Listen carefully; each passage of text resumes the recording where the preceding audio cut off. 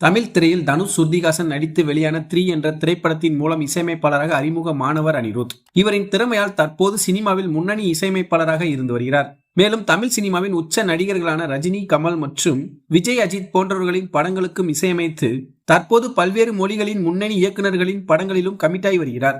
அந்த வகையில் தளபதி விஜய் அவர்களின் கடைசி படமான ஜனநாயகன் திரைப்படம் அனிருத் இசையில் பிரம்மாண்டமாக வெளியாக காத்திருக்கிறது. இந்த நிலையில் தமிழ் மற்றும் தெலுங்கில் பிரபல இசையமைப்பாளராக இருக்கும் தமன் இசையமைப்பில் குறிப்பாக தற்போது தமிழில் வாரிசு, பிரின்ஸ் ஆகிய படங்கள் வெளியானது. அதேபோல் அகாண்டா 2, தி ராஜாசா போன்ற தெலுங்கு படங்களும் இசையமைத்துள்ளார். இந்த நிலையில் தமன் தமிழ் மற்றும் தெலுங்கு சினிமாவில் இசையமைப்பாளராக பணியாற்றும் அனிருத் குறித்து தனது கருத்துக்களை வெளிப்படையாக பகிர்ந்துள்ளார். மேலும் அவர் தெரிவிக்கையில், தெலுங்கில் அனிருத்துக்கு எளிதாக பட வாய்ப்புகள் கிடைக்கிறது.